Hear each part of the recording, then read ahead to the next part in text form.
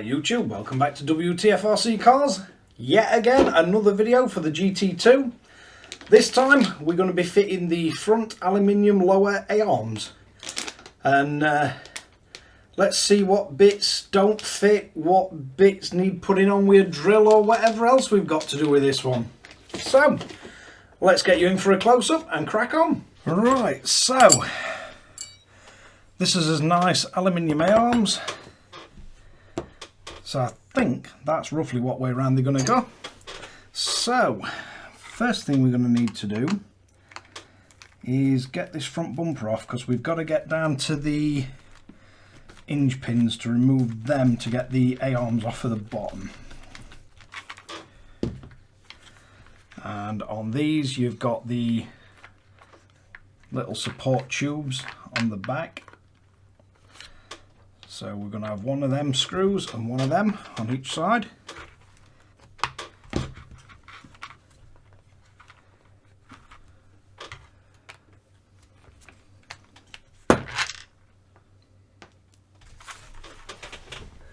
Where's that disappeared to? That's where it's gone. So we've got these two screws out first. Then I believe we're going to be on the bottom, and we're going to be removing these two.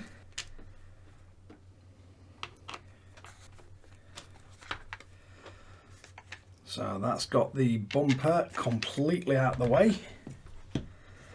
So might as well keep it this way round. I think the next thing we're going to want off is the wheels.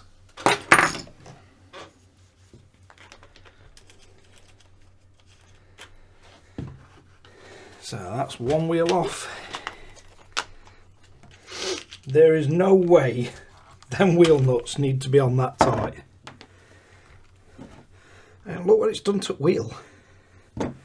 Right, so let's crack on.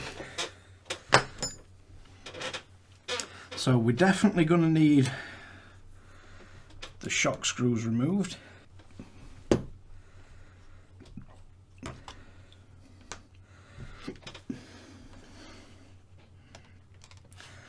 And then we're also going to need this sway bar screws removed.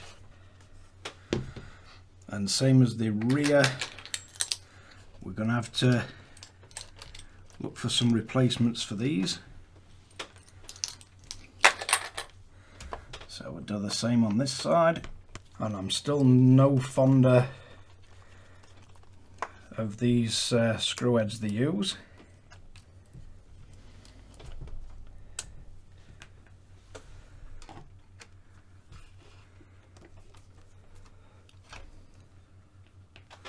So, lastly, we're going to have to remove the hub pins.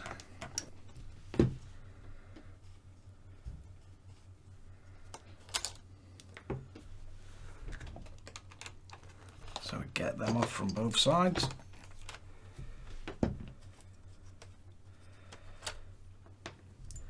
Right, and we're going to need to flip it over.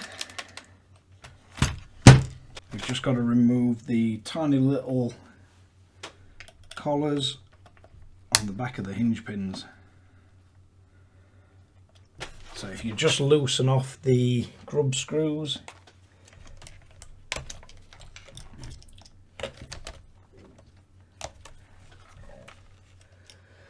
and then we should be able to push the hinge pins out. So that's one.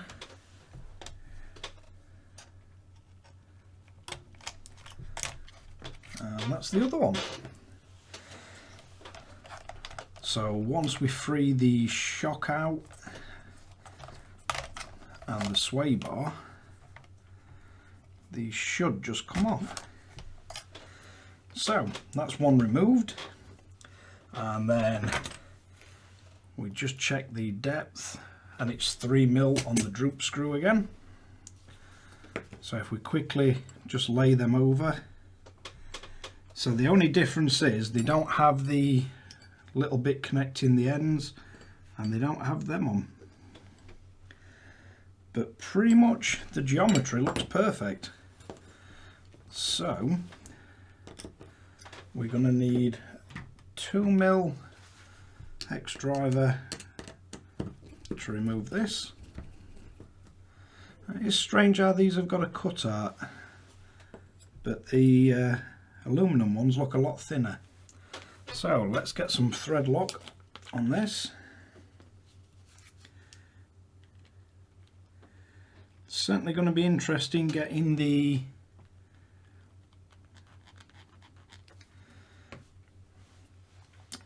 little collars back on. That's definitely going to be interesting. So we need 3mm, a little bit more.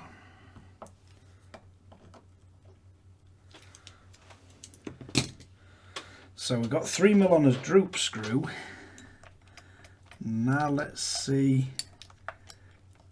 how we get these back through, and then we've got to get this little collar on the end. Now this side shouldn't be too bad, but the other side's got the servo saver adjuster spring.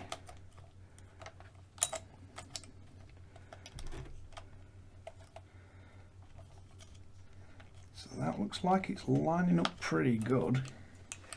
Tighten up the grub screw on the collar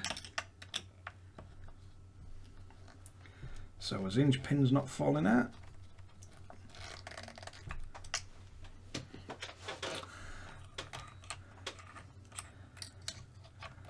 Then we need his axle back in place.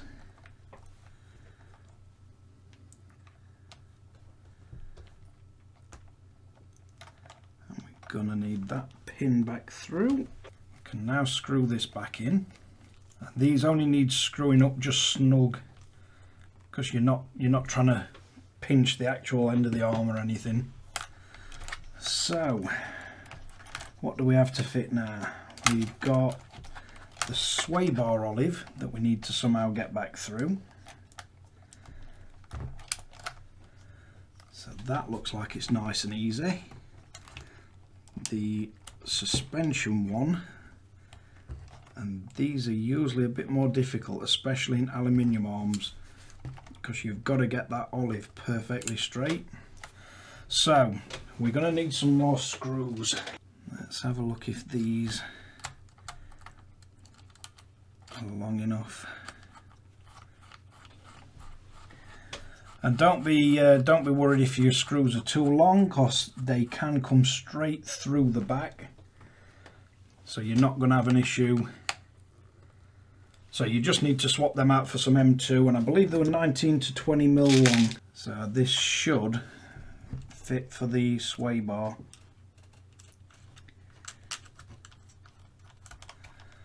Yeah, looks like we're going to be in luck.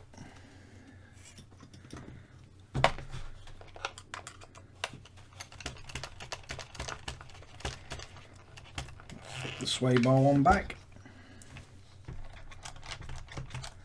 And that weren't too painful at all. Quite easy to fit. So you're going to need two, I believe these are M2, one at about 19-20mm and one at about, I think it were 10mm, I think I said for this one. About 11 or 12mm for the sway bar. So we're now going to need to remove the droop screw. We'll set this one to 3mm again, same as the other side. Get plenty of thread lock on this.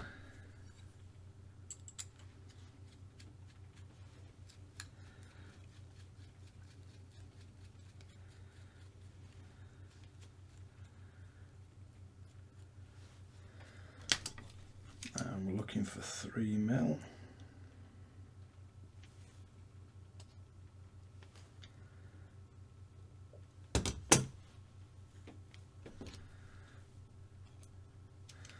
Yep, that'll do us.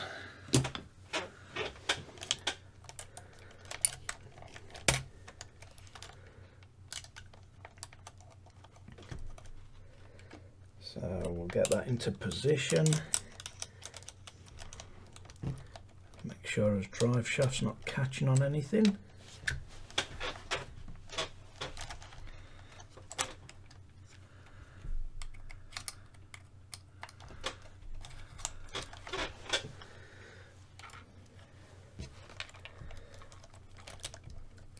Now this is going to be a challenge, so I think the best way to get this back on will be to hold it with the end of your driver, and then you should be able to slide the pin straight back through it. Oh, that's how the theory goes.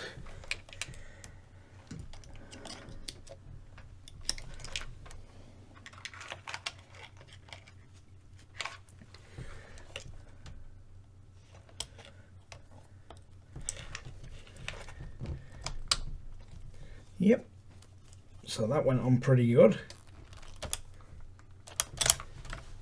We're going to want to make sure his drive shaft's in place and then slide this through. Then we can screw that one back on.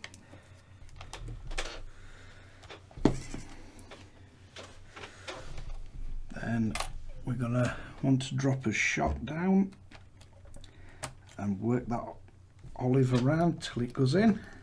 So we want as longer of the new screws to go through into this one.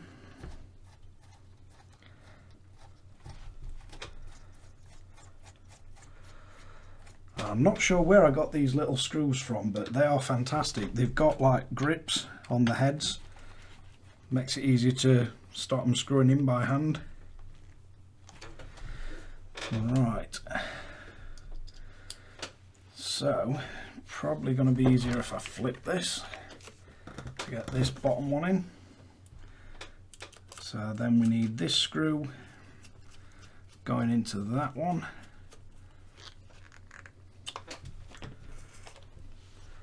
That's now got everything in place and screwed back on. So we should now be able to fit the bumper back on.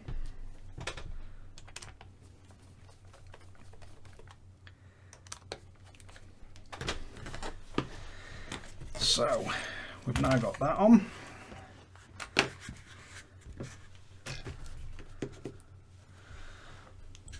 Then we're going to want to get these little tubes, and they just slide in between the bumper and the shock tower.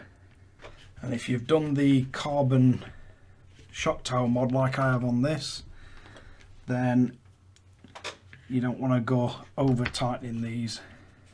Try putting it on a screwdriver, see if that's easier. Yeah, that's a lot easier. Get it in place with screwdriver first. So once we've got them both in place, we can tighten these back up. And if you've got the stock shock mount towers or shock towers, you don't want to over tighten these because you're going into plastic. And if you've got the carbon ones, again, you don't want to over tighten them because you'll split your carbon. Right, so the bits we don't need is the two arms, two shock pins, and then the two screws what we use for the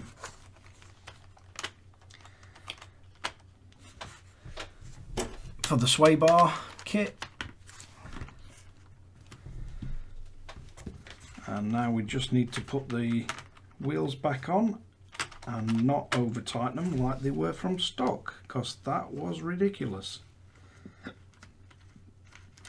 I know we don't want his wheels falling off, but when I'm having to nearly snap the wheel trying to get it undone, you've gone a bit far with wheel nuts.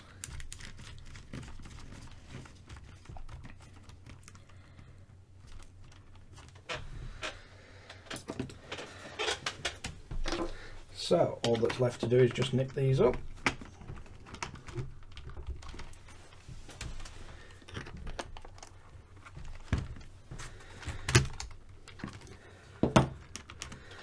And now I can finally